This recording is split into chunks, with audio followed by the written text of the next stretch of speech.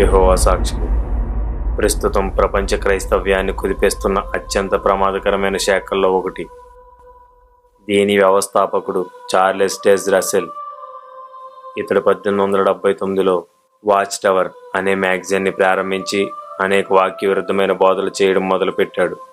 ఇతడు 1919లో చనిపోయిన తర్వాత జోసెఫ్ రదర్ఫోర్డ్ వాచ్ టవర్కి అధ్యక్షుడయ్యాడు. ఇతడు రసెల్ కంటే ఎక్కువ వాక్య విరుద్ధమైన బోధలు చేశాడు. వీళ్ళు 1931లో తమ శాఖకి జెహోవా విట్నెసెస్ అని పేరు పెట్టుకున్నారు. కొద్ది కాలానికే వీరు ప్రపంచంలోని అన్ని దేశాల్లోనూ సంఘాలు స్థాపించారు. ప్రస్తుతం ప్రపంచవ్యాప్తంగా 1,10,00,000 మంది యెహోవా సాక్షులు ఉన్నారు. 2 నెలలకు ఒకసారి విడుదలయ్యే వీరు వాచ్ టవర్ మ్యాగజైన్ 206 భాషల్లో 4,60,00,000 కాపీలు ముద్రించబడి పంచబడుతుంది. 100% వాక్య విరుద్ధమైన బోధలు చేసే ఈ యెహోవా సాక్షులతో జాగ్రత్తగా ఉండండి. ఇప్పటికే అనేక మంది వీళ్ళ చేతుల్లో మోసపోయారు. ఇక మన తెలుగు వారిలో ఎవరూ వీరి బోధల వలన మోసపోకూడదు.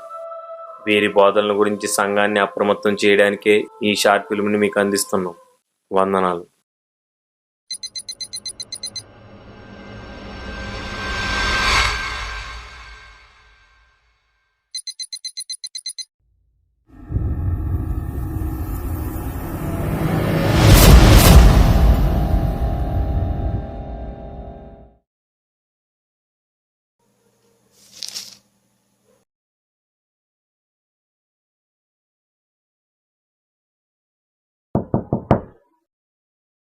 నమస్తే సార్.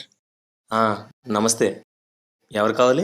బ్రదర్, నా పేరు ఎడ్వర్డ్. మీ ఇంట్లో ఎవరైనా ప్రభుని నమ్ముకున్నారా? బ్రదర్, మా ఫ్యామిలీ అంతా ప్రభుని నమ్ముకున్నాం.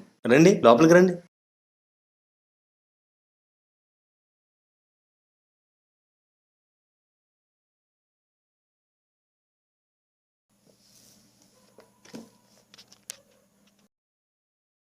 చెప్పండి బ్రదర్. బ్రదర్, నేను సువార్థికుణ్ణి. క్రైస్తవులు ఎక్కడున్నారో తెలుసుకుని వారిని కలిసి బలపరుస్తూ ఉంటాను. బ్రదర్, మీది ఏ డినామినేషన్? నాకు డినామినేషన్ భేదం అంటే ఏమి లేదు బ్రదర్. క్రైస్తవులంతా నాకు సమానమే. చెప్పండి బ్రదర్, మీరు ఏ డినామినేషన్ నుంచి వచ్చారు? అది అది ఏం పర్వాలేదు, చెప్పండి బ్రదర్. మాది యెహోవా సాక్షుల డినామినేషన్ బ్రదర్. యెహోవా సాక్షులా? మరి చెప్పరండి బ్రదర్. చెప్పండి బ్రదర్. మీ ఇల్లు చాలా బాగుంది brother. Thank you brother. Me taste చాలా బాగుంది. మీరు కూడా చాలా బాగుంది. ఇదంతా కాదు, డైరెక్ట్ గా మ్యాటర్కి వచ్చేయండి. Okay brother. మీరు యేసుక్రీస్తుని దేవుడని నమ్ముతారు కదా. యేసుక్రీస్తు దేవుడని తను ఎక్కడ చెప్పుకోలేదు. అలాంటప్పుడు దేవుడు ఎలా అవుతాడు? యేసుక్రీస్తు దేవుడు అని చూపిస్తే ఏం చేస్తావు? ముందు చూపించండి. చూపిస్తే ఏం చేస్తావు? మీరే చెప్పండి. చూపిస్తే నువ్వేం చేయక్కర్లేదు, కానీ చూపించాలంటే ముందు నేను కొన్ని ప్రశ్నలు అడుగుతాను. వాటికి కరెక్ట్గా సమాధానం చెప్పావనుకో, అప్పుడు ఈ విషయానికి వద్దాం. ఏమంటావు? ఓకే బ్రదర్, అడగండి. కానీ చిన్న చిన్నవి మాత్రం అడగండి. డీప్గా అడగండి, ఓకేనా? మీ గురించి మీ వెబ్సైట్లో చదివాను. చదువుతున్నప్పుడే నాకు చాలా డౌట్స్ వచ్చాయి. అవన్నీ అడుగుతాను.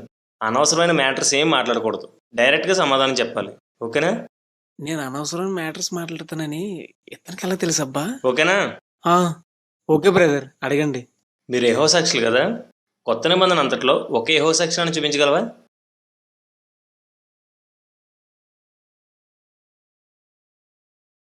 బ్రదర్, రీసెంట్గా మీ ఊరు హై స్కూల్ పక్కన మా చర్చ్ బ్రాంచ్ ఓపెన్ చేసాం. ఇందాక నేను ఏం చెప్పాను? అనవసరమైన మ్యాటర్స్ ఏం మాట్లాడొద్దన్నారు.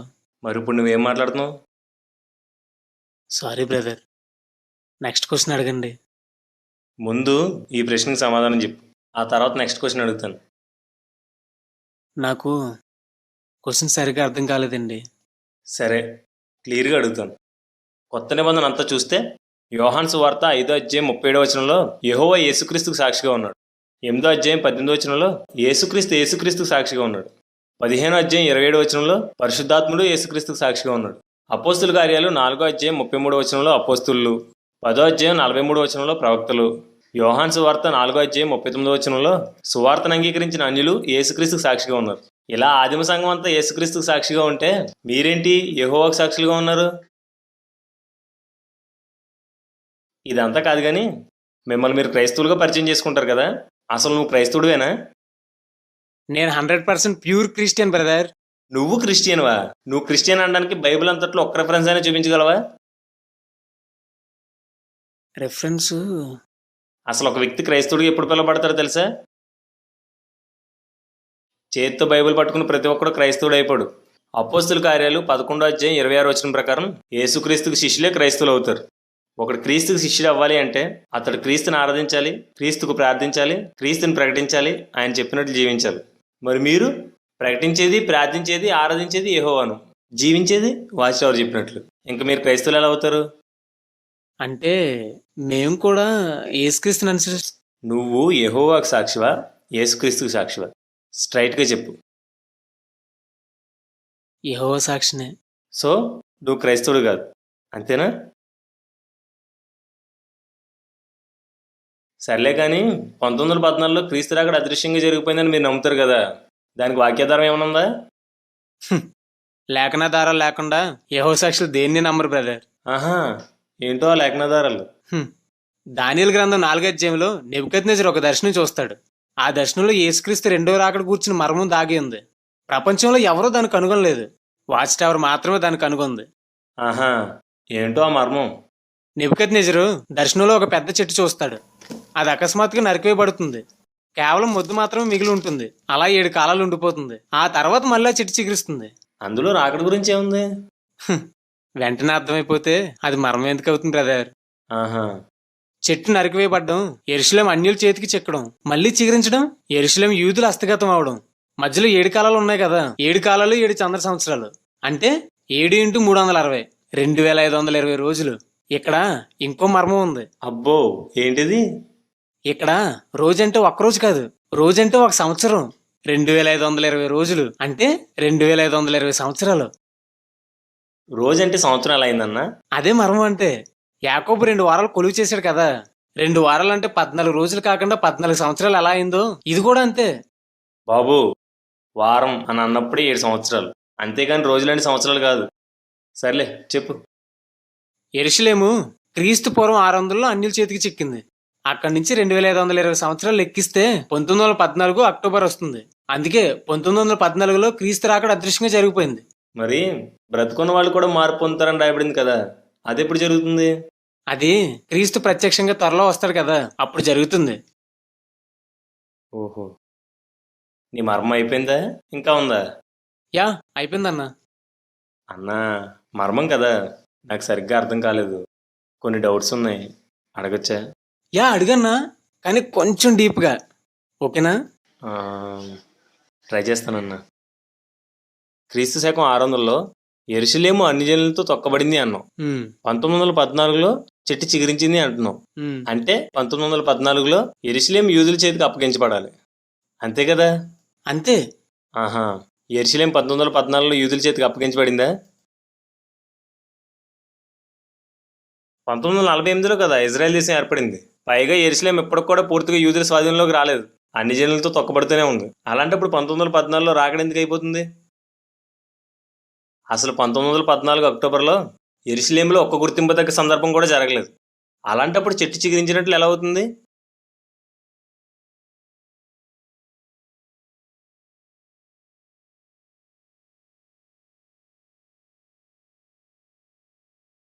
ఇంకొంచెం డీప్గా అడగమంటావా?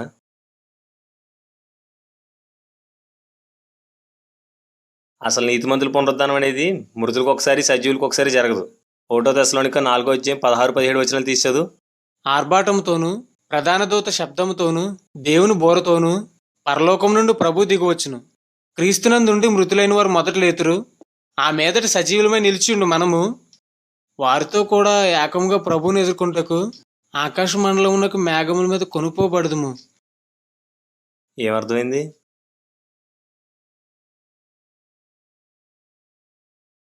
బ్రదర్, మీరు ఎలా రక్షించబడ్డారు? నేను ఇందాకేం చెప్పాను? ఏం చెప్పాడబ్బా? అనవసరమైన విషయాలు ఏం మాట్లాడకూడదు. సారీ అన్నా. మృతులు సజీవులు ఒకరు వెంట ఒకరు పునరుత్థానమై క్రీస్తుని కలుసుకోవడానికి మధ్యాకాశానికి వెళ్తారు. మరి 1914లో మృతులు వెళ్ళిపోయారు, సజీవులు తర్వాత వెళ్తారని ఎందుకు చెప్తున్నావు? ఈ విషయంలో నీ సిద్ధాంతం తప్ప ఒప్ప? అది తర్వాత చెప్తాను బ్రదర్. నెక్స్ట్ క్వశ్చన్ అడగండి. ఒకటి తేలకుండా ఇంకొకటి మాట్లాడే ప్రసక్తే లేదు. ముందు చెప్పు, నీది తప్పా కాదా? తప్పే.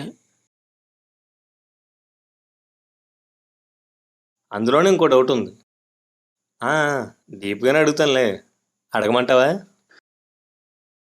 ఆ, నీకు తెలుగు చదవడం వచ్చా? వచ్చు. చదివితే అర్థమవుద్దా? ఆ, ఒకసారి దానియేలు 4వ అధ్యాయం చదువు, 10వ వచనం నుంచి చదువు. నేను నా పడక మీద పరుండి ఉండగా నాకు ఈ దర్శనములు కలిగాను. నేను చూడగా భూమి మధ్యను మిగులు ఎత్తుగల ఒక చెట్టు కనబడెను. ఆ చెట్టు వృద్ధి పొంది బ్రహ్మాండమైనదయ్యను.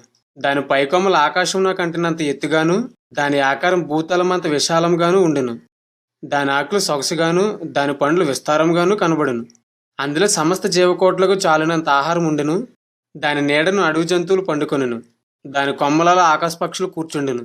సకల మనుషులకు చాలినంత ఆహారం దాని యందు ఉండెను. మరియు నేను నా పడక మీద పండుకొని ఉండి నా మనసునకు కలిగిన దర్శనములను చూచుచుండగా జాగరూకుడగు ఒక పరిశుద్ధుడు ఆకాశం నుండి దిగివచ్చి ఇలాగ బిగ్గరగా ప్రకటించెను.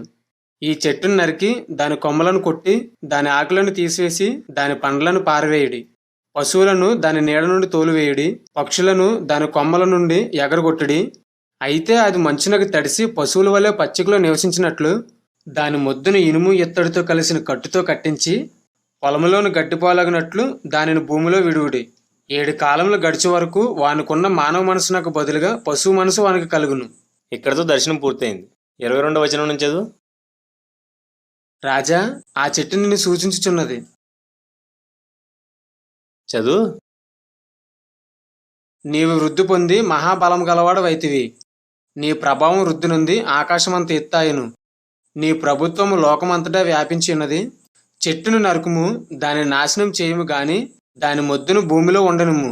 ఇనుము ఇత్తడి కలిసిన కట్టుతో 7 కాలములు గడిచే వరకు పొలములోని పచ్చికలో దాన్ని కట్టించి ఆకాశమంచుకు తడవనిచ్చి పశువులతో పాలు పొందనిమ్మని జాగరూకుడకు ఒక పరిశుద్ధుడు పరలోకం నుండి దిగివచ్చి ప్రకటించుట నీవు వింటివి కదా. రాజా, ఈ దర్శనభావం మీదనగా సర్వోన్నతుడకు దేవుడు రాజగు నా ఏలిన వాని గూర్చి చేసిన తీర్మానం మీదనగా తమ యొద్దనుండకుండా మనుష్యులు నిన్ను తరుముదురు. నీవు అడవి జంతువుల మధ్య నివాసం చేయుచు పశువుల వలె గడ్డి తినదువు. ఆకాశపు మంచి నీ మీద పడి నిన్ను తడుపును. సర్వోన్నతుడకు దేవుడు మానవుల రాజ్యం పైన అధికారి అయి ఉన్నాడనియు తానెవనికి దాన్ని అనుగ్రహింప నిశ్చయించునో వానికి అనుగ్రహించిననియు నీవు తెలుసుకుని వరకు 7 కాలములు నీకిలాగ జరుగును. చెట్టు యొక్క మొద్దు నుండనీయుడని వారు చెప్పిరు కదా. దాని వలన సర్వోన్నతుడు అధికారి అని నీవు తెలుసుకుని మీదట నీ రాజ్యం నీకు మరలా ఖాయముగా వచ్చినని తెలుసుకోము. ఇది దర్శన భావం. ఇప్పుడు ఒకసారి 29వ వచనం నుంచి చదువు. 12 నెలలు గడిచిన పిమ్మట అతడు తన రాజధాని యొక్క బబులోనులోని నగరనందు సంచరించుచుండగా రాజు, బబులోనని ఈ మహావిశాల పట్టణము నా బలాధికారమును నా ప్రభావ ఘనతను కనుపరచుటకై నా రాజధాని నగరముగా నేను కట్టించినది కాదా అని తనలో తాను అనుకొనును. ఇప్పుడు 33వ వచనం నుంచి చదువు. ఆ గడియలోనే అలాగును నెబుకద్నెజరునకు సంభవించెను. మానవులలో నుండి అతని తరిమిరి.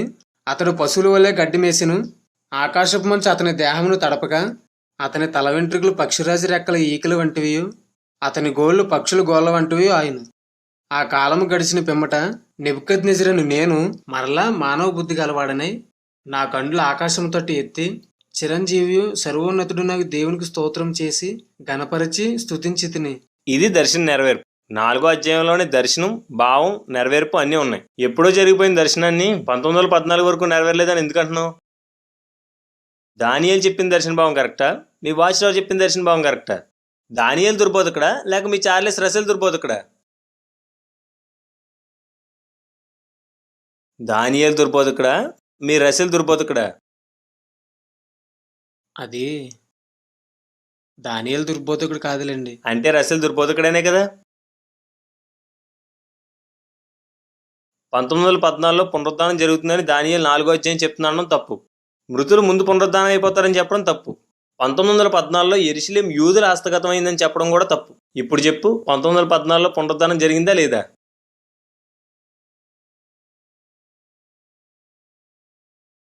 బ్రదర్, ప్రపంచవ్యాప్తంగా 1,10,00,000 మంది యెహోవా సాక్షి. 1914లో పునరుద్ధానం జరిగిందా లేదా? లేదు. నెక్స్ట్ క్వశ్చన్ అడగండి. డీప్గా అడగమంటావా, మామూలుగా అడగమంటావా? ఏదో ఒకలా అడగండి సార్. మీ యెహోవా సాక్షులు ఓటు వేయరంట, జెండాకు సెల్యూట్ చేయరంట, జాతీయ గీతం పాడరంట. ఎందుకని? అది ఈ లోకరాజ్యాలన్నీ సాతానే బ్రదరు. మనం వాటికి లోబడకూడదు. వారి కట్టడాలను అస్సలు పాటించకూడదు. ఆహా, ప్రభుత్వ నియమాలకు లోబడాలని వాక్యం నేను చూపిస్తాను. లోబడకూడదని నువ్వు చూపిస్తావా? వాచ్ టవర్ ప్రచురించిన ఈ పుస్తకం నుండి చూపిస్తా.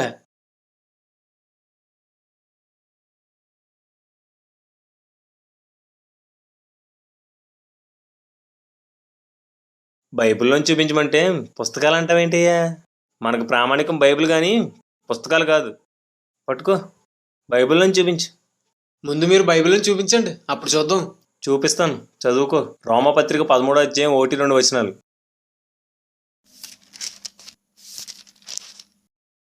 ప్రతివాడును పై అధికారులకు లోబడి ఉండవలను.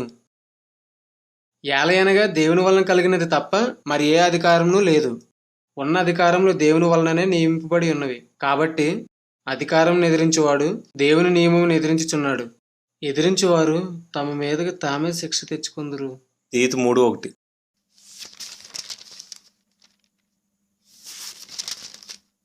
అధిపతులకును అధికారులకును లోబడి విధేయులుగా ఉండవలను. 1 పేతురు 2:13-14.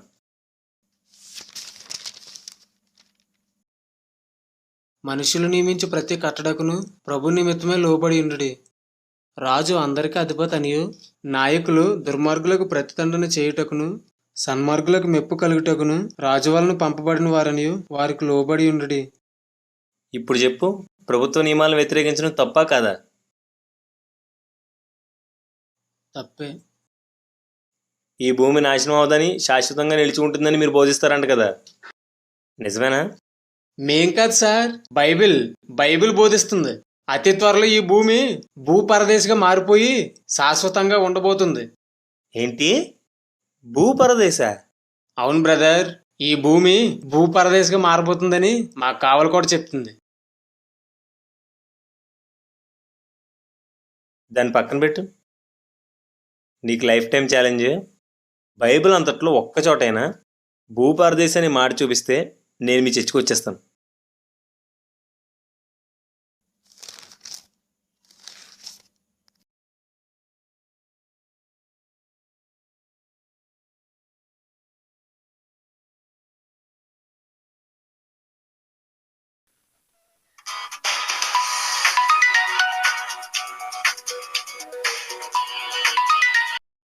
సార్, ఒక్క నిమిషం.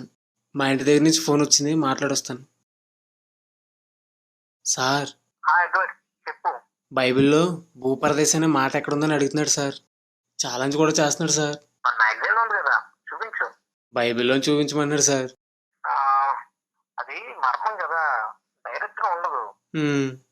మరి ఇప్పుడు ఏం చెప్పమంటారు సార్? సార్,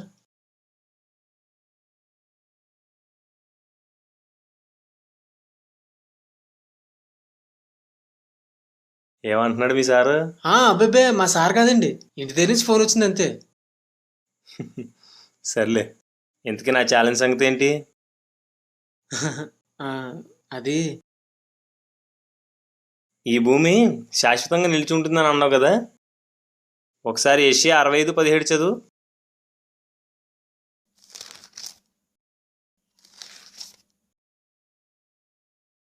ఇదిగో నేను కొత్త ఆకాశమును క్రొత్త భూమిని సృజించుచున్నాను, మునుపటి మరుగుబడును జ్ఞాపకమునకు రావు. యెషయా 66:22.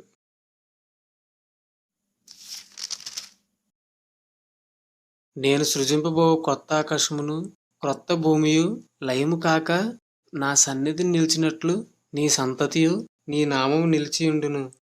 ఇదే యెహోవా వాక్కు. ఇప్పుడు ప్రకటన 20:11 చదువు.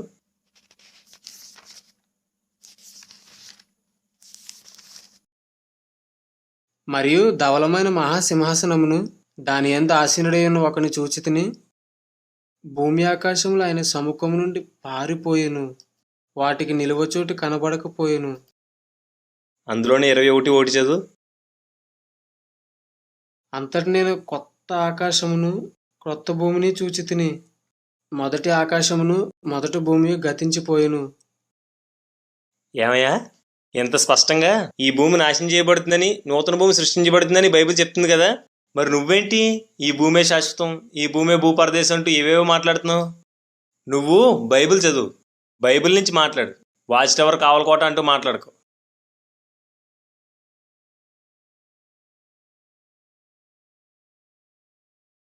సార్, యేసుక్రీస్తు గురించి మాట్లాడుకుందాం.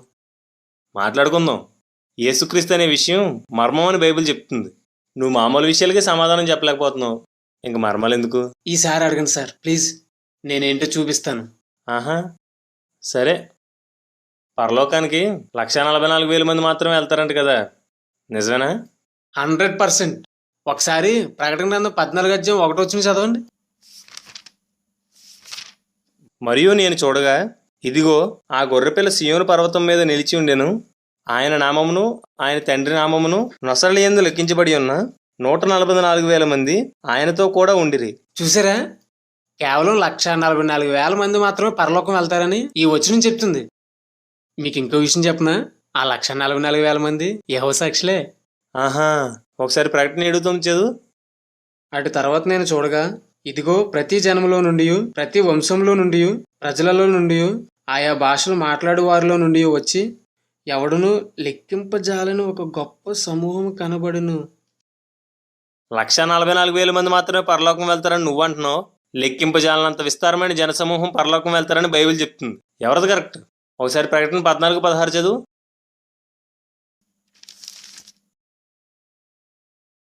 అప్పుడు మరి ఒక దూత దేవాలయం నుండి వెడలు వచ్చి, భూమి పైరు పండి ఉన్నది, కోతకాలం వచ్చినది, నీ కొడవలు పెట్టి కోయమని గొప్ప స్వరముతో ఆ మేఘం మీద ఆసీనుడై ఉన్న వానితో చెప్పాను. మేఘం మీద ఆసీనుడై ఉన్నవాడు తన కొడవలు భూమి మీద వేయగా భూమి పైరు కోయబడెను. ఆ విస్తార జనసమూహం ఈ 1,44,000 మందితో పాటు కోయబడి ఈ పంట కూడా పరలోకం వెళ్తారని బైబిల్ చెప్తుంటే నువ్వేంటి 1,44,000 మంది మాత్రమే వెళ్తారంటున్నావు? పైగా యెహోవా సాక్షులే వెళ్తారంటున్నావు. ఆదిమ సంఘం అంతా క్రీస్తుకి సాక్షులు. పౌలు, పేతురు వీళ్ళెవరో పరలోకం వెళ్ళరంటావా?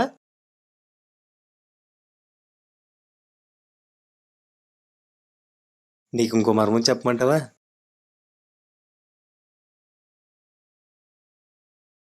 ప్రకటన గ్రంథం 20:4 ప్రకారం కేవలం క్రీస్తు కోసం సాక్ష్యం ఇచ్చేవారే నీతిమంతుల పునరుద్ధానంలో పాలు పంచుకుంటారు. నువ్వు చూస్తే యెహోవా సాక్షివి. ఆలోచించుకో. అవును, పాపం చేసిన శిక్ష ఉండదని మీరు బోధిస్తారంట కదా, నిజమేనా? మేమంటూ ప్రత్యేకంగా ఏం బోధించం బ్రదర్. బైబిల్ బోధే మా బోధ. అంటే పాపం చేసిన శిక్ష ఉండదని బైబిల్ చెప్తుందా? ఒకసారి రోమపత్రిక 6:7 తీసి చదవండి, మీకే తెలుస్తుంది.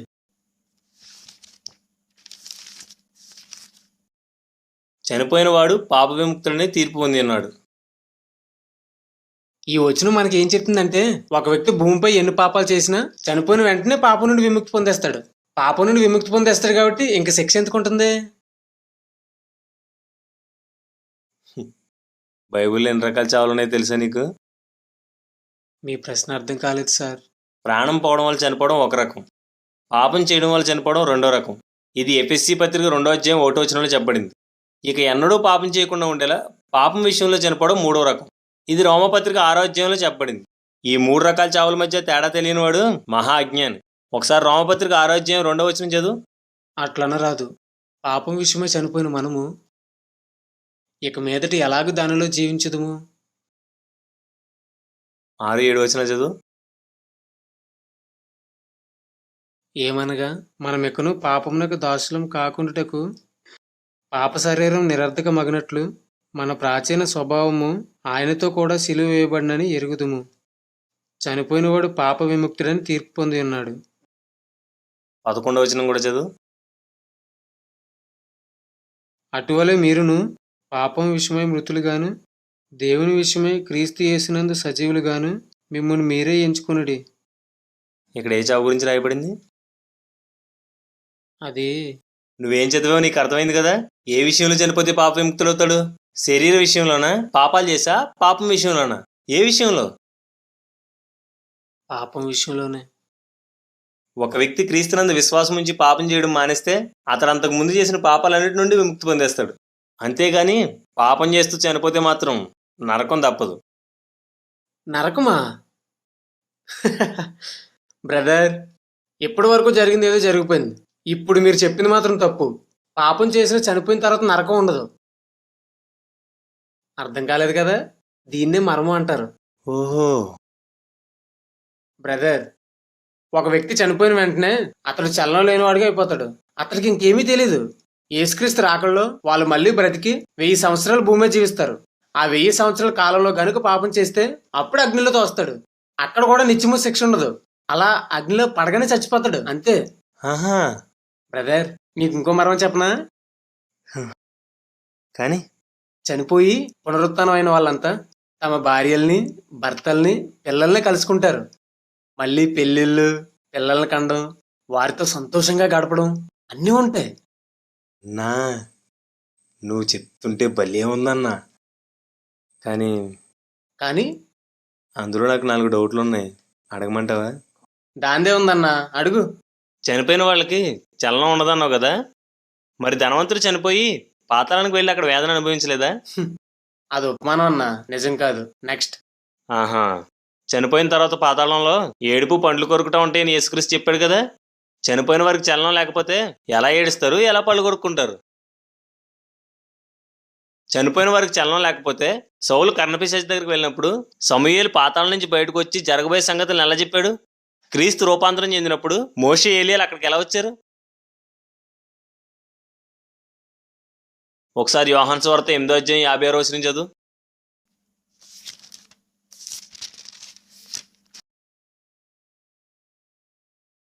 మీ తండ్రి అయిన అబ్రహాము నా దినం చూతునని మిగిలి ఆనందించెను, అది చూచి సంతోషించును అనెను. యేసుక్రీస్తు దినాన్ని చూడాలని అబ్రహాం కోరుకున్నాడట. అయితే యేసుక్రీస్తు పుట్టిన తర్వాత అబ్రహాం ఆ దినాన్ని చూసి సంతోషించాడంట. చలనమే లేనివాడు ఎలా చూశాడు, ఎక్కడి నుంచి చూశాడు, ఎలా సంతోషించాడు?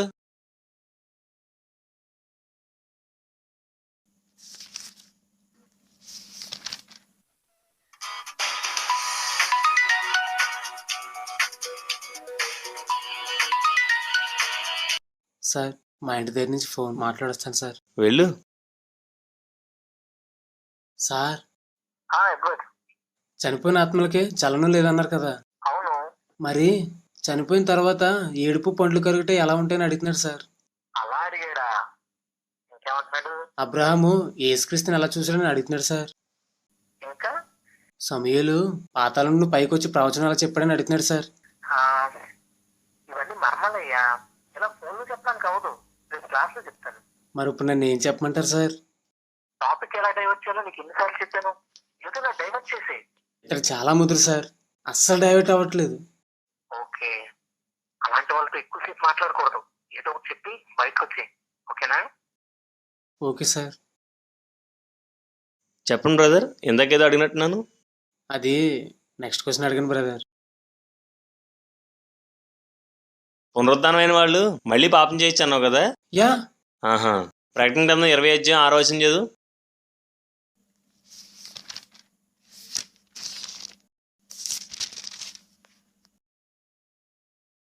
ఈ మొదటి పునరుద్ధానంలో పాలు గలవారు ధన్యులు, పరిశుద్ధులనే యుందురు.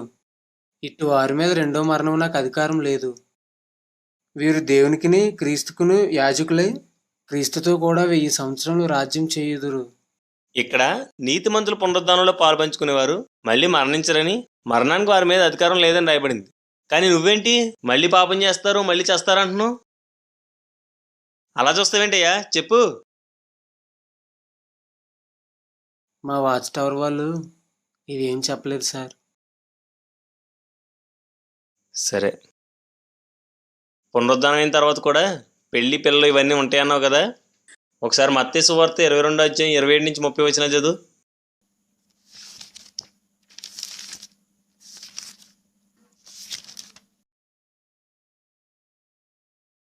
పునరుత్థానమందు ఈ ఏడుగురిలో ఆమె ఎవరికి భార్యగా ఉండును? ఈమె వీరందరికీ భార్యగా ఉండును కదా అని ఆయన్ని అడిగిరి. అందుకు యేసు, లేఖనములను గాని దేవుని శక్తిని గాని ఎరుగక మీరు పొరబడుచున్నారు. పునరుత్థానమందు ఎవరును పెండ్లి చేసుకొనరు, పెండ్లికి ఇయ్యబడరు.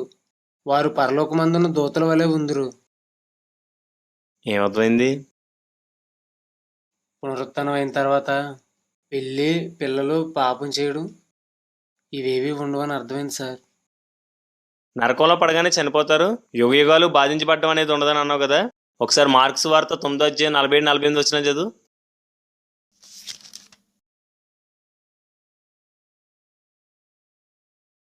నీ కన్ను నిన్ను అభ్యంతరపరిచిన ఎడల దాన్ని తీసి పారవేయము. 2 కన్నులు కలిగి నరకంలో పడవేయబడుట కంటే ఒంటి కన్ను గలవాడవే దేవుని రాజ్యంలో ప్రవేశించుట మేలు. నరకమున వారు పురుగు చావదు, అగ్ని ఆరదు. చూడు, తీర్పు జరిగేది పునరుద్ధానం అయిన తర్వాత చేసే క్రియలను బట్టి కాదు. వాని క్రియలు వాని వెంట పోవునని, వాని క్రియలు చెప్పున వారికి జీతం ఇవ్వబడుతుందని బైబిల్ చెప్తుంది. ఈ భూమి మీద చేసిన క్రియలను బట్టే తీర్పు. ఒకసారి ప్రకటన గ్రంథం 20:5 చదువు. ఆ 1000 సంవత్సరములు గడిచే వరకు కడమ మృతులు బ్రతకలేదు. ఇదే మొదటి పునరుత్థానం. 1000 ఏళ్ల పాలనకు ముందు జరిగే పునరుద్ధానంలో పాపులు ఉండరు. కేవలం నీతిమంతులు మాత్రమే పునరుద్ధానం అవుతారు. పాపులు 1000 ఏళ్ల పాలన తర్వాత పునరుద్ధానాలు అవుతారు. ఇప్పుడు 12వ వచనం చదువు. మరియు గొప్పవారేమి కొద్దివారేమి మృతులైన వారందరూ ఆ సింహాసనం ఎదుట నిలవబడి ఇండుట చూచితిని. అప్పుడు గ్రంథములు విప్పబడెను, మరియు జీవ గ్రంథమని వేరొక గ్రంథం విప్పబడెను. ఆ గ్రంథముల యందు వ్రాయబడి ఉన్న వాటిని బట్టి తమ క్రియల చొప్పున మృతులు తీర్పు పొందిరి. 15వ వచనం చదువు. ఎవని పేరైనను జీవ గ్రంథమందు రాయబడినట్టు కనబడని ఎడల వాడు అగ్నిగుండంలో పడవేయబడును. బైబిల్ ఏం చెప్తుంది, నువ్వేం చెప్తున్నావు? పాపాలు చేసి చనిపోతే నరకం తప్పదు. యుగ యుగాలు నరకంలో అగ్ని అనుభవించక తప్పదు. నువ్వు చెప్పే ప్రతి సిద్ధాంతం వాక్య విరుద్ధమేనని ఇప్పటికైనా తెలుసుకో.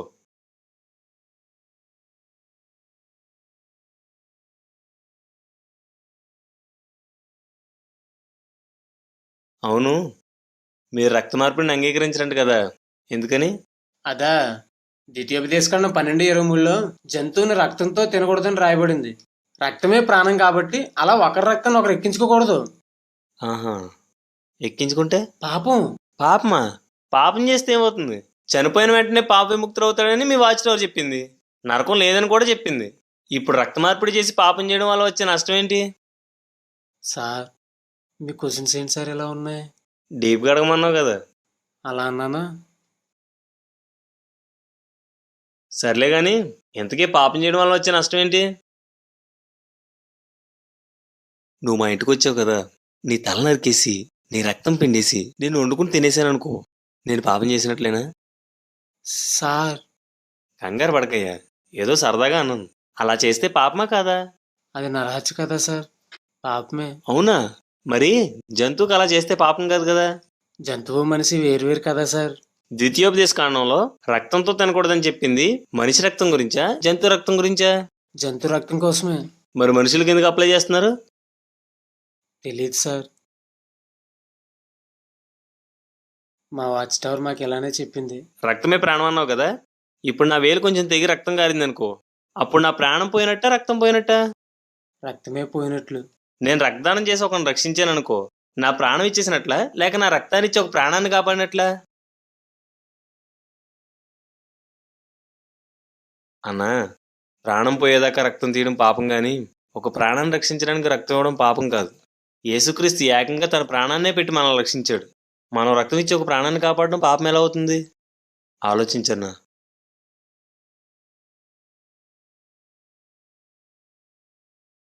అన్నా, యేసుక్రీస్తు గురించి మాట్లాడుకుందాం అన్నా. మాట్లాడుకుందాం అన్నా, కానీ నాకు 2-3 డౌట్లు ఉన్నాయి. అవి అడిగిన తర్వాత యేసుక్రీస్తు గురించి మాట్లాడుకుందాం, ఓకేనా? యా, అడిగన్నా. మీరు పరిశుద్ధాత్మ వ్యక్తి కాదు శక్తి మాత్రమే అని నమ్ముతారంట కదా, నిజమేనా?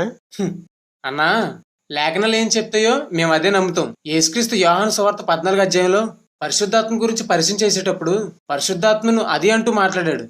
ఆహా. గ్రీక్ బైబిల్లో అక్కడ న్యూట్రల్ జెండర్ని ఉపయోగించారు. కానీ తెలుగులో తర్జుమా చేసేటప్పుడు అది అని ఉన్న చోట ఆయన అతడు అని తప్పుగా తర్జుమా చేశారు. నిజానికి పరిశుద్ధాత్మ ఒక శక్తి మాత్రమే. గాలి, కరెంటు ఎలాగో పరిశుద్ధాత్మ కూడా అంతే. ఆహా, నీ గ్రీక్ కూడా వచ్చండి. ఏదో పర్లేదన్నా. ఆహా. గ్రీకు గ్రామర్లో చిన్నపిల్లలను కూడా అది అనే సంబోధిస్తారు. అంటే చిన్నపిల్లల వ్యక్తులు కాదంటావా? గ్రీకు గ్రామర్లో దెయ్యాలను కూడా అది అనే సంబోధిస్తారు. అంత మాత్రాన సాతాను ఇతర దెయ్యాలు వ్యక్తులు కాదంటావా? దెయ్యాలు కూడా గాలి, కరెంట్ లాంటి శక్తులని అంటావా? అన్నా, గ్రీకు భాషలో అది అని వాడమన్నంత మాత్రాన పదార్థం లేక శక్తి అని నిర్ణయం చేసుకోకూడదు. సందర్భాన్ని బట్టి అర్థం మారుతూ ఉంటుంది. ఎఫెసీ 4:30లో పరిశుద్ధాత్ముడు దుఃఖపడతాడని రాయబడింది. శక్తికి దుఃఖం ఉంటుందా? యోహాను సువార్త 16:8 పరిశుద్ధాత్ముడు ఒప్పిస్తాడు అని రాయబడింది. శక్తి ఒప్పిస్తుందా? అదే అధ్యాయం 13-14 పరిశుద్ధాత్ముడు బోధిస్తాడు అని రాయబడింది. శక్తి బోధిస్తుందా? రోమపత్రిక 8:26 పరిశుద్ధాత్ముడు మన పక్షంగా విజ్ఞాపన చేస్తాడని రాయబడింది. శక్తి విజ్ఞాపన చేస్తుందా? గలతీ పత్రిక 4:6 పరిశుద్ధాత్ముడు అబ్బా తండ్రి అని మొరపెడతాడని రాయబడింది. గాలి వంటి ఒక శక్తి దేవుణ్ణి తండ్రి అని పిలుస్తుందా?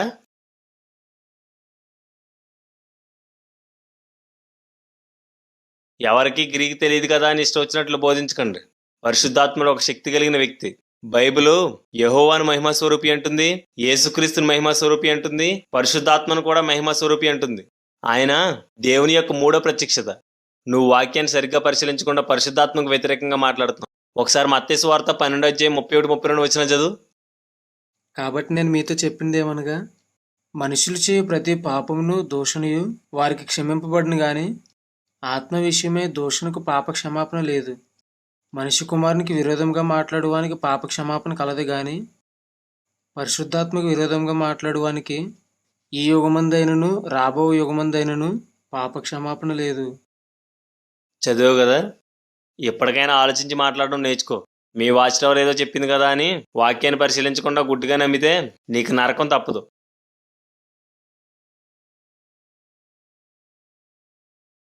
యెహోవా సాక్షులు రొట్టె ద్రాక్షరసం తీసుకోరని విన్నాను. ఎంతవరకు నిజం? అదా సగం నిజమన్నా, సగం అబద్ధం. అర్థం కాలేదన్నా, కొంచెం క్లియర్గా చెప్తావా? అన్నా, సంఘంలో 2 గ్రూపుల వారు ఉంటారు. ఒక గ్రూపు పరలోకం వెళ్లి 1,44,000 మంది గుంపులో చేరాలనుకునేవారు. ఇంకో గ్రూప్ ఉంది కదా, ఆ గ్రూపు ఈ భూమి భూపరదేశంగా మారినప్పుడు అందులో జీవించాలనుకునేవారు. పరలోకం వెళ్ళాలనుకునేవారు మాత్రమే రొట్టె ద్రాక్షరసం తీసుకుంటారు.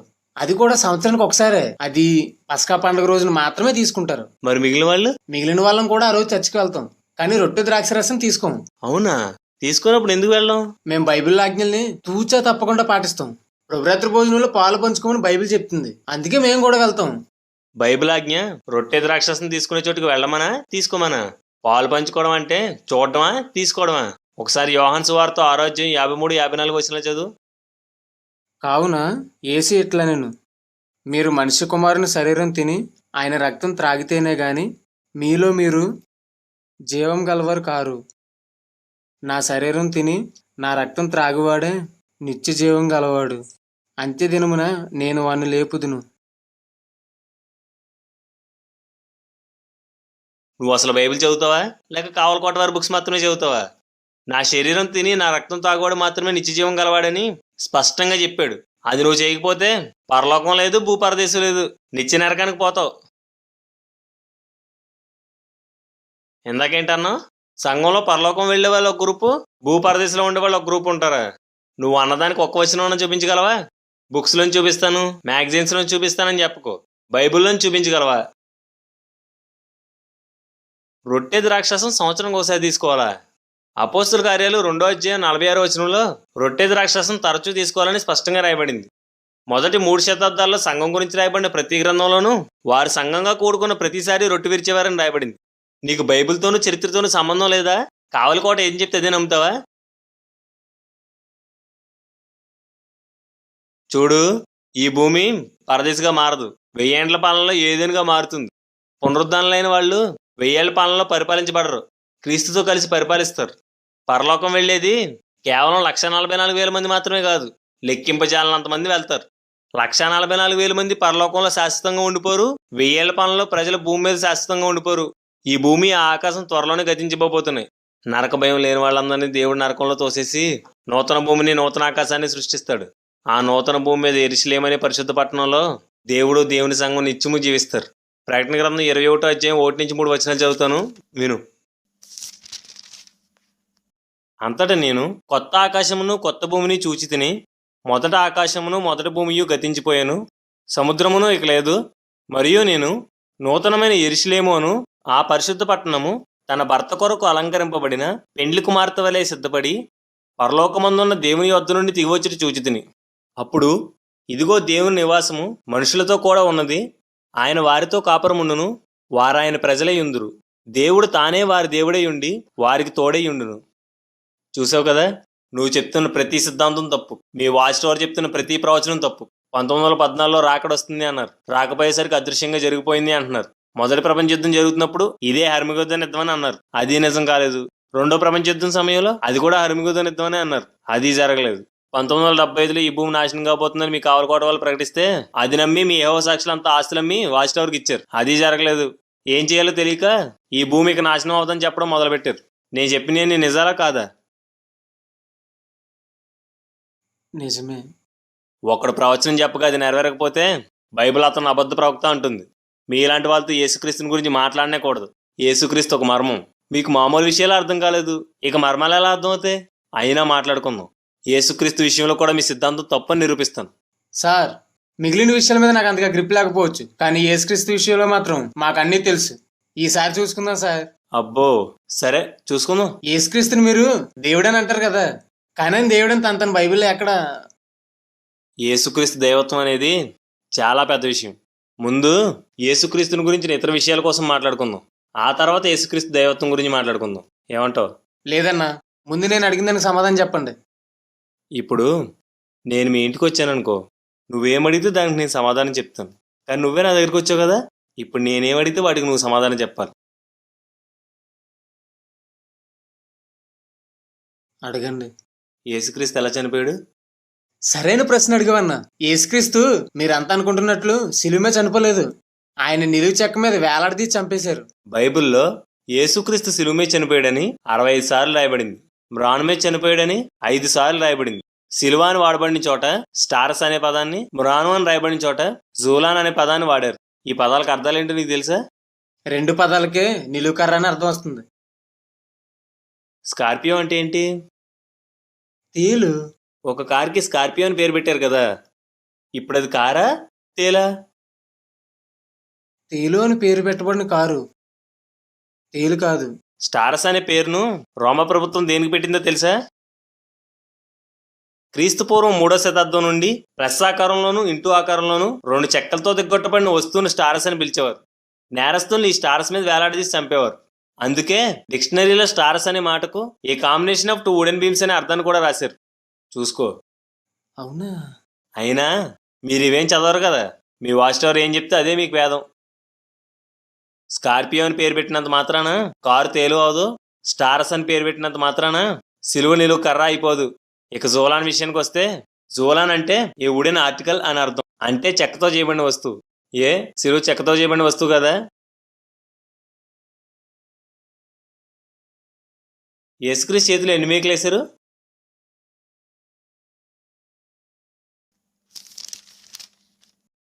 ఒక్కటే అన్నా, కావాలంటే చూడండి.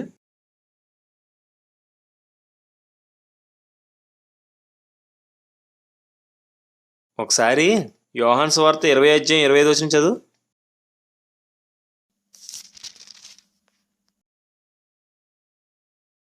గనుక తక్కిన శిష్యులు మేము ప్రభువును చూచుతామని ఆయనతో చెప్పగా, అతడు నేనాయన చేతులలో మేకుల గుర్తును చూచి నా వేలు ఆ మేకుల గుర్తులో పెట్టి నా చెయ్యి ఆయన పక్కలో ఉంచితేనే గాని నమ్మనని వారితో చెప్పాను. చేతులలో మేకులు గుర్తులని రాయబడింది. మేకులు అంటే 1 కంటే ఎక్కువ. ఎలా సిలువేస్తే చేతుల్లో 1 కంటే ఎక్కువ మేకులు ఎలా వేస్తారు?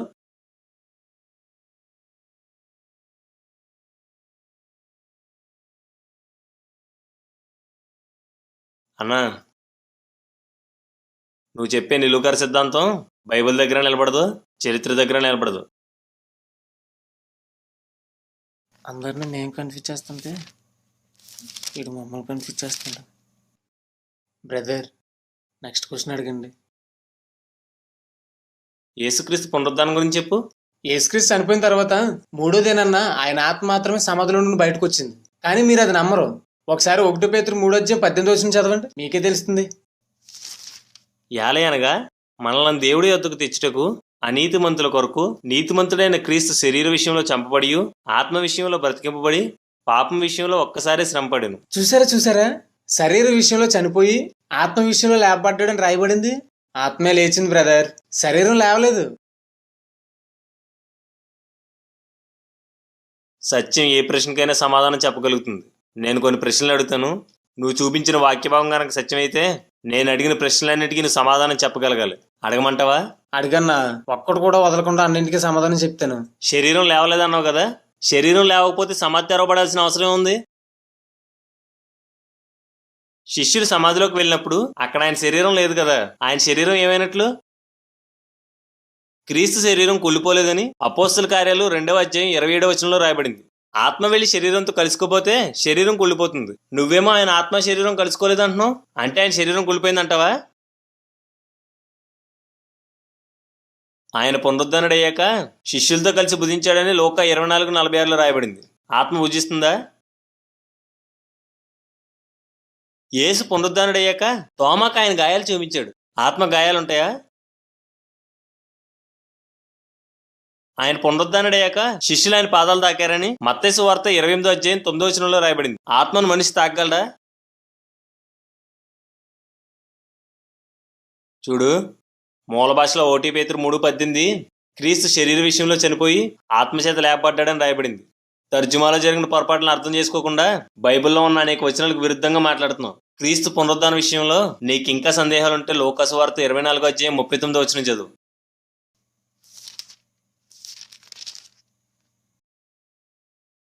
నేనే ఆయన నన్నుటకు నా చేతులను నా పాదములను చూడుడి, నన్ను పట్టు చూడుడి, నాకున్నట్టుగా మీరు చూచుచున్న ఎముకలను మాంసమును భూతమునకు ఉండవని చెప్పి తన చేతులను పాదములను వారికి చూపెను. ఏమయ్యా, ఎంత స్పష్టంగా రాయబడింది? నువ్వు ఒక అబద్ధంలో ఉన్నావని నీకు ఇంకా అర్థం కాలేదా? ఇప్పుడు చెప్పు, యేసుక్రీస్తు శరీరంతో పునరుద్ధానం అయ్యాడా లేదా? అయ్యాడు సార్. యేసుక్రీస్తు దేవుడు కాకపోయినా మీరు దేవుడు అంటారు కదా. అసలు యేసుక్రీస్తు నువ్వేమంటావు? డైరెక్ట్గా చెప్పు. మీరు అనుకుంటున్నట్లు యేసుక్రీస్తు దేవుడు కాదు, మిఖాయేలు దేవదూతే యేసుక్రీస్తుకి వచ్చాడు. ఏంటి? యేసుక్రీస్తు మిఖాయేలు దేవదూత ఒకట? చూపించు, బైబిల్లో చూపించు.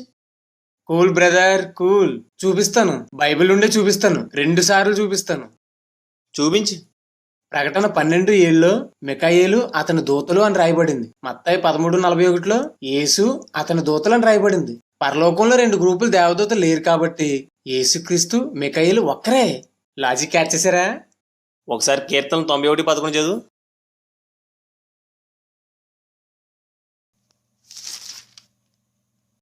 నీ మార్గములన్నిటిలో నిన్ను కాపాడుటకు ఆయన నిన్ను గూర్చి తన దూతలకు ఆజ్ఞాపించును. ప్రకటన 12లో మిఖాయేలు అతని దూతలని రాయబడింది. ఇక్కడ యెహోవా అతని దూతలని రాయబడింది. అంత మాత్రాన యెహోవా మిఖాయేలు ఒకలా అయిపోతారా? నీకు అసలు సెన్స్ ఉందా? మిఖాయేలు దేవదూతలందరికీ అధిపతి. మిఖాయేలు దేవదూతలంతా దేవునికి క్రీస్తుకి సేవకులు. అందుకే ఆ దేవదూతలంతా మిఖాయేలుకి చెందుతారు, క్రీస్తుకి చెందుతారు, యెహోవాకి చెందుతారు. అంతేగాని వాళ్ళంతా వేరు గ్రూపులు కాదు. ఓ నాయను, ఇలా అయిందేంటి? 2 చూపించు.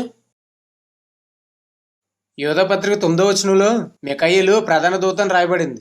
ఒకసారి 1 తెస్సలోనికీ 4:16 చదువు.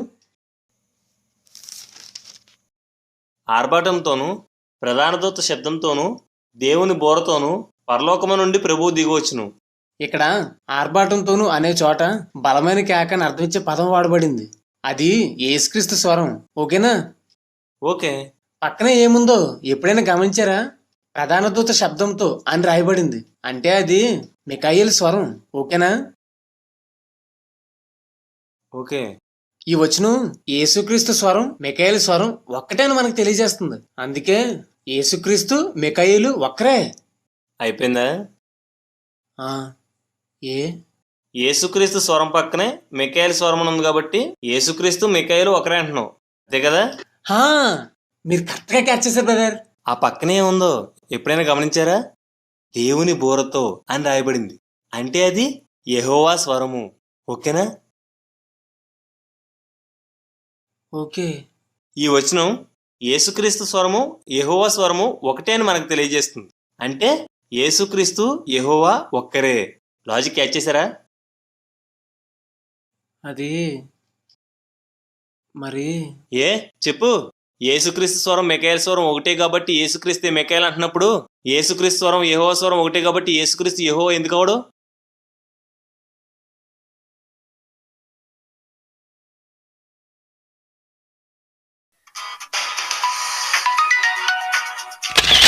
సార్ ఎడ్వర్డ్, ఆర్భాటంతోనూ ప్రధాన దూత శబ్దంతోనూ అని ఉంది కాబట్టి ఏసే మిఖాయేలు అన్నాను sir. Very good very good. Shock అయ్యాడా? లేదు సార్, షాక్ ఇచ్చాడు. అవునా? ఏమన్నాడు? పక్కనే దేవుని స్వరం అని ఉంది కాబట్టి ఏసే యెహోవా అన్నాడు sir. Hello sir. Sir. Hello sir. Hello hello Edward, hello sir. Hello hello hello. Sir. నువ్వు యేసుక్రీస్తు యెహోవా అని ఒప్పుకో, అప్పుడు నేను యేసుక్రీస్తు మిఖాయేలు అని ఒప్పుకుంటాను. చెప్పు, ఒప్పుకుంటావా? దానియేలు 10వ అధ్యాయం చదువుకో. యేసుక్రీస్తు మిఖాయేలు ఒక్కరు కాదని స్పష్టంగా తెలుస్తుంది. ఆదిమ సంఘకాలం నుండే యేసుక్రీస్తుని దేవదూత అని చెప్పి దుర్బోధకులు బయలుదేరారు. అందుకే దేవుడు హెబ్రీ పత్రికలో యేసుక్రీస్తు దేవదూత కానే కాడని స్పష్టంగా రాయించాడు. హెబ్రీ పత్రిక 1వ అధ్యాయం 4-8 వచనాలు చదువు. ఆయన దేవుని మహిమ యొక్క తేజస్సును ఆయన తత్వము యొక్క మూర్తిమంతమునై ఉండి తన మహత్తుగల మాట చేత సమస్తమును నిర్వహించుచు పాపముల విషయంలో శుద్ధీకరణం తానే చేసి దేవదూతుల కంటే ఎంత శ్రేష్టమైన నామం పొందెనో వారికంటే అంత శ్రేష్ఠుడై ఉన్నత లోకమందు మహామహుడకు దేవుని కుడిపార్శ్వమున కూర్చుండెను. ఏలయనగా నీవు నా కుమారుడు, నేను నేడు నిన్ను కనియున్నాననియు, ఇదియు కాక నేను ఆయనకు తండ్రినై యుందును, ఆయన నాకు కుమారుడై ఉండుననియు ఆ దూతలలో ఎవనితోనైనా ఎప్పుడైనాను చెప్పినా, మరియు ఆయన భూలోకమునకు ఆది సంభూతిని మరలా రప్పించినప్పుడు దేవుని దూతలందరూ ఆయనకు నమస్కారం చేయవలెనని చెప్పుచున్నాడు. యేసుక్రీస్తు దేవదూత కాడు, దేవదూతల కంటే శ్రేష్ఠుడు. దేవదూతల సేవకులే కాని కుమారులు కారు. కానీ యేసుక్రీస్తు దేవుని కుమారుడు. మిఖాయేలుతో సహా దేవదూతలంతా యేసుక్రీస్తుని ఆరాధిస్తున్నారు, యుగయుగాలు ఆరాధిస్తారు కూడా. యేసుక్రీస్తుని దేవదూత అంటున్నావు అంటే దేవుని కుమారుడు కాదు అంటున్నావు. 1 యోహాను 2:22లో యేసుక్రీస్తుని దేవుని కుమారుడుగా ఒప్పుకోని వాడు క్రీస్తు విరోధి అని రాయబడింది. ఇప్పుడు చెప్పు, యేసుక్రీస్తు దేవదూత దేవుని కుమారుడా?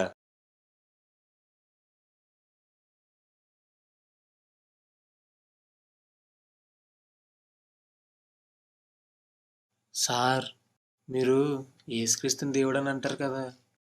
అసలు యేసుక్రీస్తుని దేవుడు కాదని నువ్వెందుకు అంటున్నావు? బైబిల్ అంతట్లో ఆయన తన దేవుడని ఎక్కడా చెప్పుకోలేదు కాబట్టి దేవుడు కాదంటున్నాను. అంటే యేసుక్రీస్తు తాను దేవుడు అని చెప్పుకోలేదు కాబట్టి దేవుడు కాదంటున్నావు. ఒకవేళ యేసుక్రీస్తు తాను దేవుడు అని చెప్పుకున్నట్లు చూపిస్తే? అలా చెప్పుకున్నట్లు చూపిస్తే నేను ఆయనే దేవుడిగా ఆరాధిస్తాను. భగవద్గీతలో కృష్ణుడు తాను దేవుడిగా చెప్పుకున్నాడు. కృష్ణుని ఆరాధిస్తావా? పుట్టపర్తి సాయిబాబా, మొహర్ బాబా వంటి వాళ్ళు కూడా తాము దేవుడిగా చెప్పుకున్నారు. వాళ్ళని ఆరాధిస్తావా? అంతెందుకు, నేనే దేవుణ్ణి, నన్ను ఆరాధిస్తావా? ఆరాధించను. ఏ, ఒకటి దేవుడు అవడానికి నేను దేవుణ్ణి అని చెప్పుకోవడమే అర్హత అంటున్నావు కదా. నేను దేవుణ్ణి అని చెప్పుకుంటున్నాను, ఎందుకు ఆరాధించావు? చూడన్నా, ఒకరు దేవుడా కాదా అనేది అతని లక్షణాలు అర్హతలు నిర్ణయిస్తాయి. అంతేగాని ఒకడు తాను దేవుడని చెప్పుకున్నంత మాత్రాన దేవుడైపోడు, దేవుణ్ణి అని చెప్పుకోనంత మాత్రాన దేవుడు కాకపోడు. యేసుక్రీస్తు తాను తగ్గించుకుని మనిషిగా ఈ లోకానికి వచ్చాడు కాబట్టి తాను దేవుడిగా చెప్పుకోలేదు. ఆయన భూమి మీదకి రాకముందు దేవుడే, వచ్చి వెళ్ళిపోయిన తర్వాత కూడా దేవుడే. యేసుక్రీస్తు అది చెప్పలేదు ఇది చెప్పలేదు అంటున్నావు కదా. అసలు యేసుక్రీస్తు ఏం చెప్పాడు, నువ్వు చేస్తున్నావా? ఏంటి మీరు ఈ ప్రశ్న నన్ను అడుగుతున్నారా? ఈ ప్రపంచంలో కల్లా క్రీస్తు ఆజ్ఞలు పర్ఫెక్ట్ గా పాటించే వాళ్ళు ఎవరన్నా ఉంటే అది యెహోవా సాక్షులు మాత్రమే, మీరు కాదు. నిజమా? నిజం ఏ ప్రశ్నకైనా సమాధానం చెప్తుంది బ్రదర్, అడగండి. నాకు టైం లేదు, కొంచెం స్పీడ్గా అడగండి.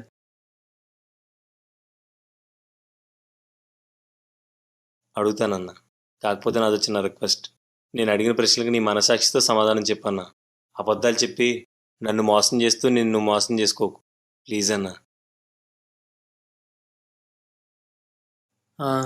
అడిగన్నా, నిజమే చెప్తాను. నువ్వు యెహోవాని ఎంత కనపరుస్తావు? ఎలా చెప్పాలి? ఇంత ఉహుం, ఇంత కనపరుస్తాను. ఆహా, మరి యేసుక్రీస్తుని? యేసుక్రీస్తు కలిగినవన్నీ యెహోవా వల్లనే కలిగాయి. ఇంకేసుక్రీస్తుని ఎందుకు కనపరచడం? ఇంత ఇంత కనపరుస్తాను. యోహాను 5:23 చదువు.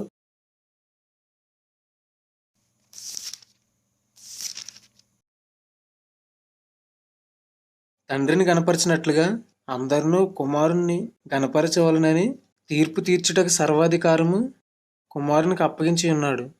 కుమారుని గనపరచిన వాడు ఆయనను పంపిన తండ్రిని గనపరచుడు. యెహోవాని ఎంత కనపరుస్తున్నావో అంతగా యేసుక్రీస్తుని కూడా కనపరచాలంట. నువ్వు అది పాటిస్తున్నావా? పాటించట్లేదన్నా. నువ్వు యేసుక్రీస్తుని సేవిస్తావా? యేసుక్రీస్తే యెహోవాకు సేవకుడు. ఆ సేవకుడు నేనెందుకు సేవిస్తాను? యోహాను 12:26 చదువుతాను, విను. ఒకడు నన్ను సేవించిన ఎడల నన్ను వెంబడింపవలెను. అప్పుడు నేను ఎక్కడ ఉందును అక్కడ నా సేవకుడు ఉండును. ఒకడు నన్ను సేవించిన ఎడల నా తండ్రి అతను గనపరచును. చూసావా, నన్ను సేవించండి అని యేసే స్వయంగా చెప్తున్నాడు. నువ్వు అది పాటిస్తున్నావా? లేదు. నువ్వు యేసుక్రీస్తుకు ప్రార్థిస్తావా? యేసుక్రీస్తు యెహోవాకు ప్రార్థించాడు. అలాంటప్పుడు మనం యేసుక్రీస్తుకి ప్రార్థించడం వల్ల ఉపయోగం ఏముంది చెప్పు? యోహాను సువార్త 14:13-14 వచనాలు. మీరు నా నామమును దేన్ని అడుగుదురో తండ్రి కుమారుని యందు మహిమపరచబడుటకై దాని చేతును. నా నామమును మీరు నన్ను ఏమడిగినను నేను చేతును. నన్ను ప్రార్థించండి అని యేసుక్రీస్తు చెప్తున్నాడు. నువ్వు అది పాటిస్తున్నావా? ఆత్మ లేనివాడు నా వాడు కాదని దేవుడు చెప్పాడు కదా, నువ్వు ఆత్మను పొందుకున్నావా? యా. అపోస్తుల కార్యాలు 1:8 వచనం. పరిశుద్ధాత్మ మీ మీదకి వచ్చినప్పుడు మీరు శక్తి నొందెదరు గనుక మీరు యెరూషలేములోను యూదయ సమరయ దేశమంతటను భూదిగంతముల వరకును నాకు సాక్షిలై ఉందిరని వారితో చెప్పాను. పరిశుద్ధాత్మను పొందినవాడు యేసుక్రీస్తుని ప్రకటిస్తూ ఆయనకు సాక్షులుగా ఉండాలని యేసుక్రీస్తు చెప్తున్నాడు. నువ్వేమో యెహోవా సాక్షివి. ఇంతకీ నువ్వు పరిశుద్ధాత్మను పొందలేదా? లేక దురాత్మనేమైనా పొందేశావా?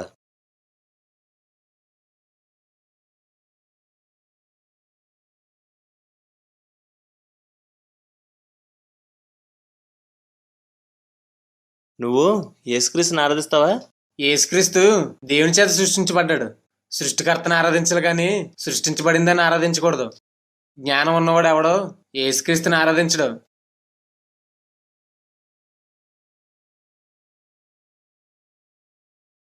అన్నా, పరలోకం జ్ఞానులు వెళ్తారా అజ్ఞానులు వెళ్తారా? అజ్ఞానులకి అక్కడ ఏమాత్రం స్థానం ఉండదు. ఆహా, ఒకసారి ప్రకటన గ్రంథం 5:8-12 వచనాలు చదువు.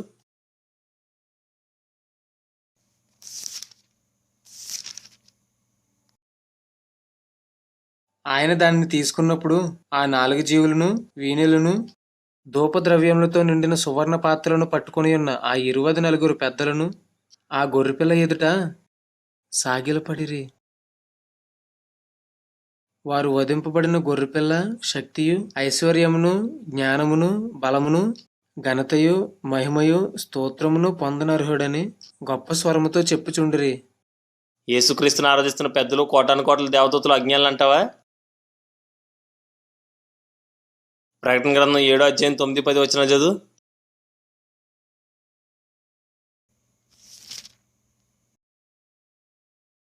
అటు తర్వాత నేను చూడగా ఇదిగో ప్రతి జనములో నుండి ప్రతి వంశములో నుండి ప్రజలలో నుండి ఆయా భాషలు మాట్లాడే వారిలో నుండి వచ్చి ఎవడనూ లెక్కింపజాలని ఒక గొప్ప సమూహం కనబడును. వారు తెల్లని వస్త్రములు ధరించుకున్న వారే ఖర్జూరపు మట్టలు చేత పట్టుకుని సింహాసనం ఎదుటను గొర్రెపిల్ల ఎదుటను నిలవబడి సింహాసనాసీనుడైన మన దేవునికిని గొర్రెపిల్లకును మా రక్షణకై స్తోత్రమని మహాశబ్దంతో ఎలుగెత్తి చెప్పిరి. పరలోకం చేరి యేసుక్రీస్తుని ఆరాధిస్తున్న విస్తారమైన దేవుని సంఘం కూడా అజ్ఞానులు అంటావా? యేసుక్రీస్తు పసిపెట్టుగా ఉన్నప్పుడే తూర్పు దేశపు జ్ఞానుల చేత ఆరాధించబడ్డాడు. ఆయన సేవ చేస్తుండగా అధికారులు సామాన్యులు అని తేడా లేకుండా వేల మంది ఆయన మృక్క ఆరాధించారు.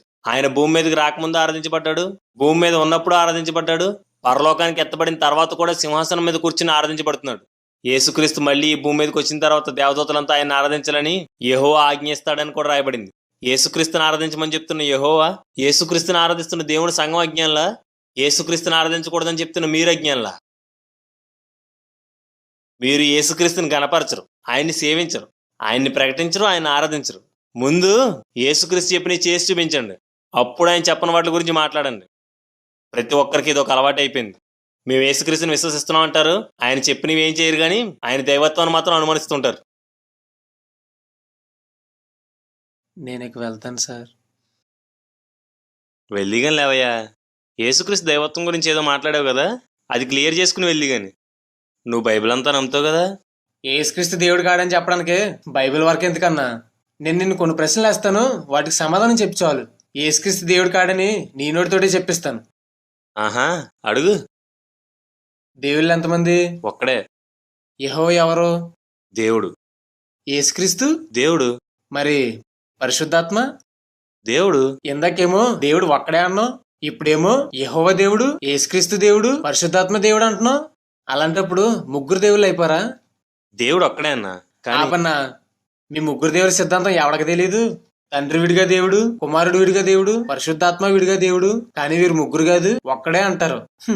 1+1+1=3 అవుతుంది, కానీ 1+1+1=1 అవదన్నా. అన్నా, దేవుళ్ళు ముగ్గురు కాదు. త్రిత్వం అంటే ముగ్గురు దేవుళ్ళ సిద్ధాంతం అసలే కాదు. దేవుడు ఒక్కడే. ఆయన సృష్టించడానికి, ఈ సృష్టిని క్రమబద్ధం చేయడానికి ఆది నుండి 3 అవతారాల్లో పనిచేస్తున్నాడు. తండ్రి, కుమారుడు, పరిశుద్ధాత్ముడు కలిపి ఒక దేవుడు కాదు. ఒక దేవుడే తండ్రిగా, కుమారుడుగా, పరిశుద్ధాత్ముడుగా 3 వేర్వేరు పాత్రలు పోషిస్తున్నారు. దేవుడు 1+1+1గా ఎడిషన్ అవ్వలేదు. 1x1x1గా మల్టిప్లై అయ్యాడు.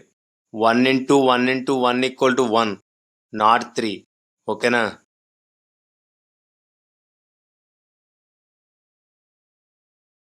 దేవుడు సర్వశక్తిమంతుడు. ఆయన ఒకే చోట ఒకే సమయంలో వేర్వేరు రూపాల్లో ఉండగలడు, వేర్వేరు చోట్ల ఒకే రూపంలో ఉండగలడు, వేర్వేరు చోట్ల వేర్వేరు రూపాల్లోనూ ఉండగలడు. ఆయన ఉన్నవాడు, ఎలా అయినా ఉన్నవాడు, ఎప్పుడైనా ఉన్నవాడు, ఎక్కడైనా ఉన్నవాడు. అందుకే బైబిల్ తండ్రిని దేవుడు అంటుంది, కుమారుణ్ణి దేవుడు అంటుంది, పరిశుద్ధాత్ముడిని కూడా దేవుడు అంటుంది. ఏంటి బైబిల్లో యేసుక్రీస్తు దేవుడు అని రాయబడిందా? ఎక్కడ బ్రదర్? ఏ చూస్తావా? యెషయా 9:6 చదువు.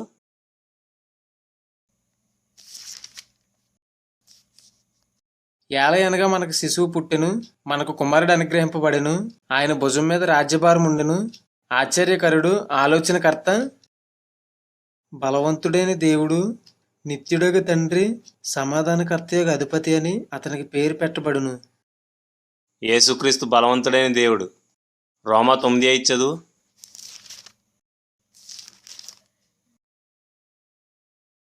శరీరమును బట్టి క్రీస్తు వీరిలో పుట్టెను. ఈయన సర్వాధికారి అయిన దేవుడై ఉండి నిరంతరము స్తోత్రార్హుడై ఉన్నాడు. యేసుక్రీస్తు సర్వాధికారి అయిన దేవుడు. తీతు 2:13.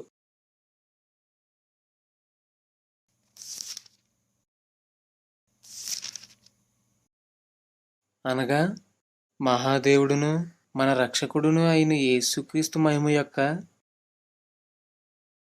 యేసుక్రీస్తు మహాదేవుడు. 1 యోహాను 5:20 చదువు. మనము దేవుని కుమారుడైన యేసుక్రీస్తునందు ఉన్నవారమై సత్యవంతుని యందు ఉన్నాము. ఆయనే నిజమైన దేవుడును నిత్య జీవమునై ఉన్నాడు. యేసుక్రీస్తు నిజమైన దేవుడు. హెబ్రీ 1:7-8 చదువు. తన దూతలను వాయువులుగాను తన సేవకులను అగ్ని జ్వాలలుగాను చేసుకుని వాడని తన దూతలను గూర్చి చెప్పుచున్నాడు, గాని తన కుమారుని గూర్చి అయితే, దేవా, నీ సింహాసనము నిరంతరం నిలిచినది. ఇక్కడ దావీదు యేసుక్రీస్తుని దేవుడు అని చెప్తున్నాడు. యోహాను 20:28 చదువు.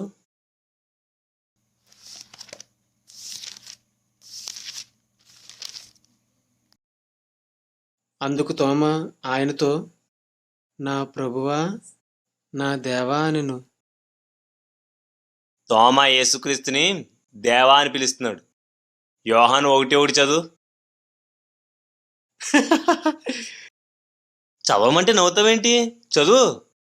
ఈ వచనం తెలుగులో తప్పుగా తర్జుమా చేశారు. గ్రీకులో వచనం అలా ఉండదు.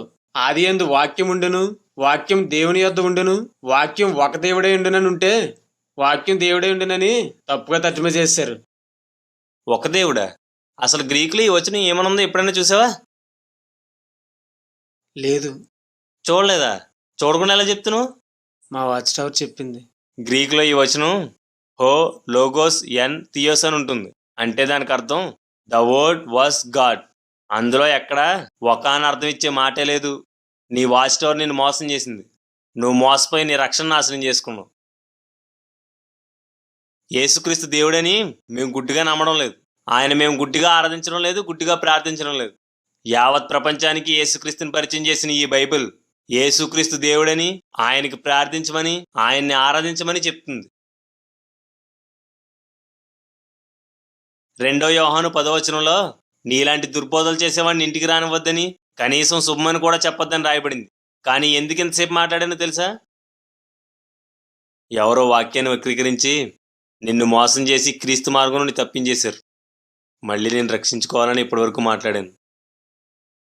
ఇకనైనా ఆ కావలకోట పుస్తకాలు చదవడం మానేసి బైబిల్ చదవడం ప్రారంభించు. దేవుడు మళ్ళీ నేను సత్య మార్గంలో నడిపిస్తాడు. దయచేసి ఆలోచించు.